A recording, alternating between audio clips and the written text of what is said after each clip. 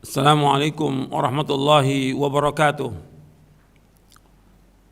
Alhamdulillah nahmaduhu wa nasta'inuhu wa nastaghfiruh wa na'udzu billahi min shururi anfusina wa min sayyiati a'malina.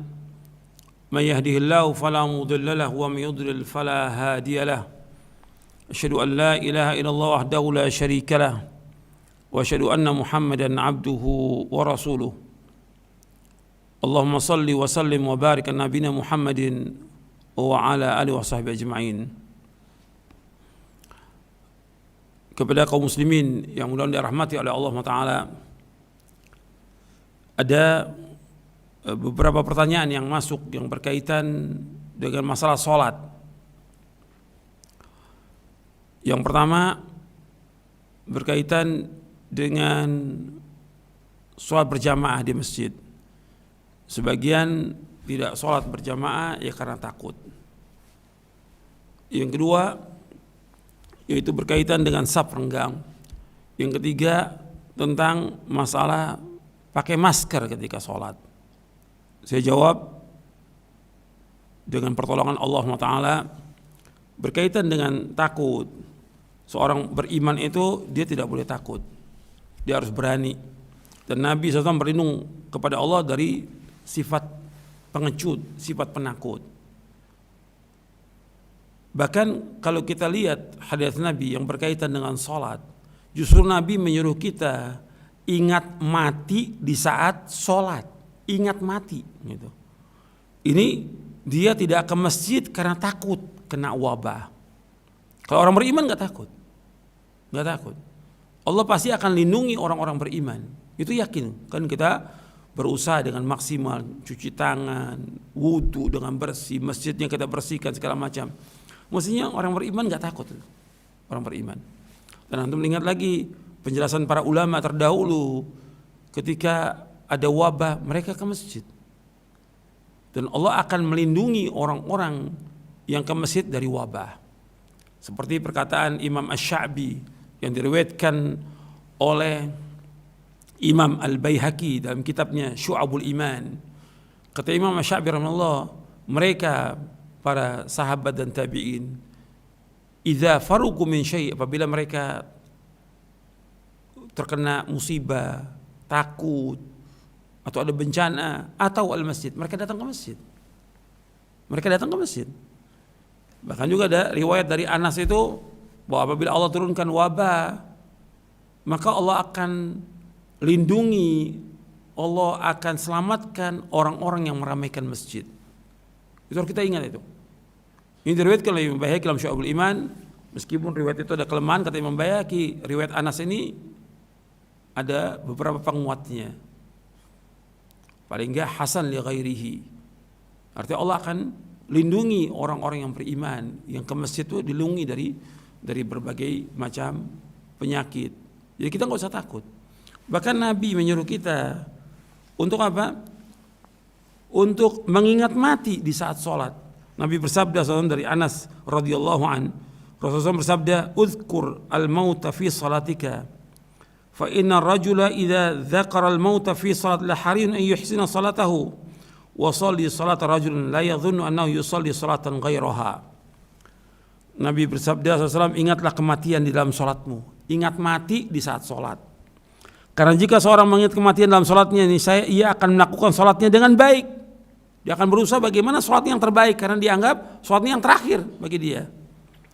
Sholatnya seperti seorang yang dia tidak menyangka bahwa dia akan bisa melakukan sholat lagi.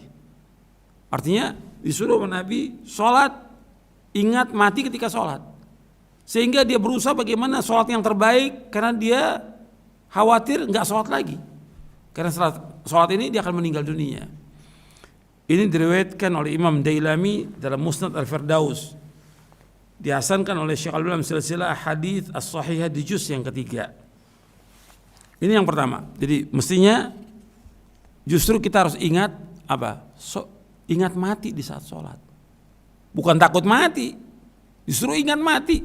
Dan dalam hadits yang umum yang sahih yang diriwayatkan Imam Ahmad Tirmidzi, Nabi bersabda, "Aktsiru dzikra hadhimil ladzat al-maut." Dalam kalian memperbanyak ingat pemotong kelezatan, yaitu mati. Nabi suruh mengingat kematian, bukan takut mati. Orang beriman enggak takut mati. Orang beriman tidak takut mati. Apalagi sholat yang Allah perintahkan. Untuk laki-laki di masjid, jangan takut mati. Oh, kita beriman, Allah pasti akan menjaga kita, melindungi kita. Dan itu perkataan para ulama banyak menjelaskan tentang itu. Yang kedua, berkaitan dengan saf renggang. Dalam Islam nggak ada saf renggang.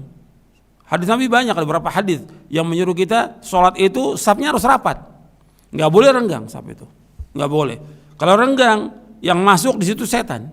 Sebab Nabi bersabda, rusuh suakum, rapatkan saf kamu, wa qarib, mendekatkan, wala tadharu furujatan syaitan, jangan kalian tinggalkan celah-celah untuk setan, nggak boleh. Dan para sahabat melakukan demikian, rapat safnya, nggak ada yang renggang. Kemudian yang ketiga, tentang masalah pakai masker dalam sholat. Ini juga tidak boleh. Kita sedang menghadap Allah. Kita ini sholat menghadap Allah Rabbul Alamin. Sholat ini menghadap Allah Rabbul Alamin. Maka kita dalam kondisi yang paling baik, kita menghadap Allah, berbaca ayat, kemudian kita berdoa, berzikir, menghadap Allah. Allah di hadapan kita. Maka kita buka. Nabi bersabda sallallahu alaihi wasallam, an Abi Hurairah radhiyallahu an, anna Rasulullah naha an sadl fi shalah wa yughatti ar-rajulu fa. Dari Abu Hurairah radhiyallahu an yang mengatakan Rasulullah SAW melarang sadel dan menutup mulut ketika sholat. Hadis ini hasan, diriwayatkan oleh Imam Abu Daud, Ibnu Khuzaimah, Ibnu Hibban, Al-Hakim, Ibnu Majah, dihasankan oleh Syekh Albani. Jadi kata Imam Syamsul Haq Azim Abadi, kata Imam Al-Khattabi, yang dikatakan sadel menjulurkan pakaian hingga menyentuh tanah. Artinya laki-laki nggak boleh isbal, nggak boleh isbal. Itu dilarang sadel yang pertama. Nabi melarang sadel. Artinya haram hukumnya, nggak boleh orang memakai pakaian isbal. Sarung nggak boleh lewat mata kaki bagi laki-laki. Celana, gamis itu harus di atas mata kaki. Sebab apa saja yang melewati mata kaki, kata Nabi SAW, tempatin neraka. Ma asfala minal ka'baini minal izar fa finnar. Apa yang melewati mata kaki ke bawah dari kain itu tempatin neraka. Kemudian yang kedua, Nabi melarang ayughati rajul fa, nggak boleh seorang laki-laki itu menutup dalam sholatnya. Pakai masker nggak boleh, harus dibuka. Dan juga nggak lama kita sholat ini, nggak lama, paling 5 atau 10 menit. Kenapa pakai masker? Dan insya Allah nggak apa-apa, sehat. Nanti keluar dari masjid kita mau jalan lagi, ya pakai masker nggak ada masalah. Tapi sholat buka. Atau umpamanya sebelum sholat dia pakai masker, waktu sholat dia harus buka. Setelah selesai sholat dia mau pakai masker boleh. Tapi waktu sholat dia harus buka. Ini hadis hasan diriwayatkan oleh Imam Abu Daud dan yang lainnya. Jadi akhwani fiddin azakumullah, ini yang seperti ini kita ikuti dalil. Nabi SAW melarang, kita sami'na wa ata'na. Apa yang Nabi perintahkan kita laksanakan, yang Nabi larang kita juga tinggalkan. Nabi melarang kita menutup mulut kita, menutup muka kita, kita jangan tutup. Ini larangan Nabi. Dan kita sedang menghadap Allah SWT. Insya Allah kita akan diberikan kesehatan, dijauhkan kita dari wabah dan yang lainnya. Selama kita ikut dalil, ikut Quran Sunnah, insya Allah kita akan diselamatkan oleh Allah Ta'ala. Mudah-mudahan yang saya sampaikan bermanfaat. Wassalamualaikum warahmatullahi wabarakatuh.